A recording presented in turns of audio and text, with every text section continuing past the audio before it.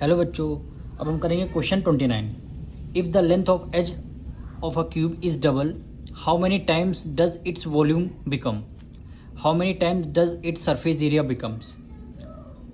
Question 29 में आपसे कह रहा है अगर इसकी क्यूब की एज को हम अगर डबल कर देते हैं तो वॉल्यूम कितने टाइम्स डबल होगा उसके ओरिजिनल वाले से। सबसे पहले हम लेट कर लेते हैं, let the original edge of cube, यानी ओरिजिनल एज ऑफ क्यूब कितनी हो जाएगी? ए है। हमने मान लिया स्टार्टिंग की एज क्यूब की एज कितनी है? ए है।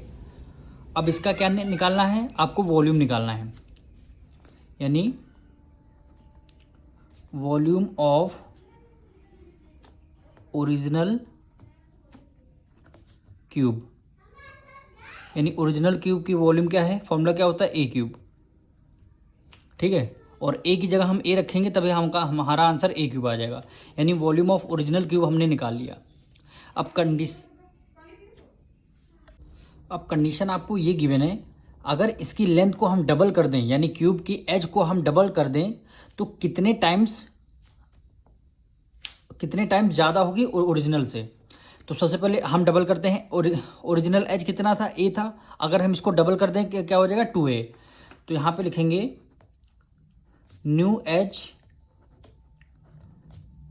ऑफ क्यूब की न्यू एज कितनी आ जाएगी? 2a। पहले ए थी वो अब क्या हो गई? 2a हो गई। अब ये न्यू एज का निकालेंगे वॉल्यूम, यानी volume of new cube.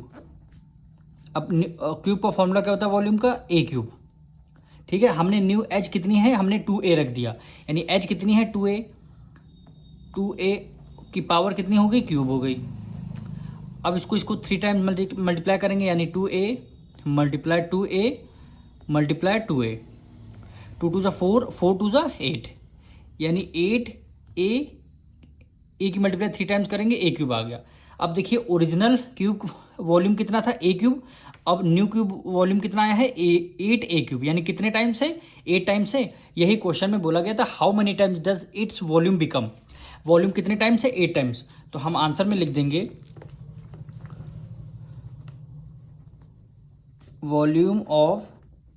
Volume is 8 times the original, यानी ओरिजिनल के कितने टाइम्स है? न्यू वाली ओरिजिनल अगर हमारी ए क्यूब है तो न्यू वाली कितनी है? 8 ए क्यूब, यानी कितने टाइम्स? 8 टाइम्स है। तो वही हमारा 8 टाइम्स क्या हो जाएगा? आंसर हो जाएगा। अब क्वेश्चन में आपसे ये भी बोला गया था इसका सरफेस एरिया भी बताना ही कितने टाइम्स ज़्यादा हो जाएगा। तो सरफेस एरिया का फॉर्मूला क्या होता है? लिखेंगे ओरिजिनल, यानी पहले ओल्ड वाला, original surface area of cube. Surface area बोल रहा है तो इसका मतलब क्या है? Total surface area. फॉर्मूला क्या है? 6a cube. क्या फॉर्मूला है? 6a क्यूब, ये इसका फॉर्मूला है। ठीक है, अब अगर हमने क्वेश्चन में वही बोला था, अगर एच को हम डबल कर दें, न्यू एज हमारी कितनी आ गई? 2a आ गई। तो इसकी जगह ए की जगह क्या रख देंगे? 2a रख देंगे। क्यों रख देंगे? क्योंकि क्वेश्चन में बोला है अगर एच को हम डबल कर दें तो हमारा न्यू सरफेस एरिया कितना आएगा? New surface area of cube. 6 को एज इट इज रखेंगे, ए क्या हो गई? साइड हो गई। साइड हमने क्या लेट किया था? 2a हो गई, यानी डबल हो गई। तो ए की जगह हम क्या रख देंगे? 2a। और स्क्वायर लगा है तो हमने लगा दिया स्क्वायर। अब इसको सॉल्व करेंगे। 6 मल्टीप्लाई 2a कितने? 2 टाइम्स है, यानी 2a कितने? 2 टाइम्स। 2a multiply 2a। इसको हमें सॉल्व करना है। 2 2 4, 4 की मल्टीप्लाई 6, 6 4 हो गया 24। ए की मल्टीप्लाई ए से करेंगे क्या होगा? ए स्क्वायर आ जाएगा। अब देखिए पहले सरफेस एरिया 6a स्क्वायर था, अब कितना है? 24a स्क्वायर है, यानी कितना ज़्यादा? कितने टाइम्स है? 6 4 6। अगर इसको बराबर करना है 6 की मतलब कितने टाइम्स करेंगे? 24 आ जाएगा 4 टाइम्स। तो वही आपका आंसर आ जाएगा, यानी सरफेस एरिया इज कितने? 4 टाइम्स है, यानी 4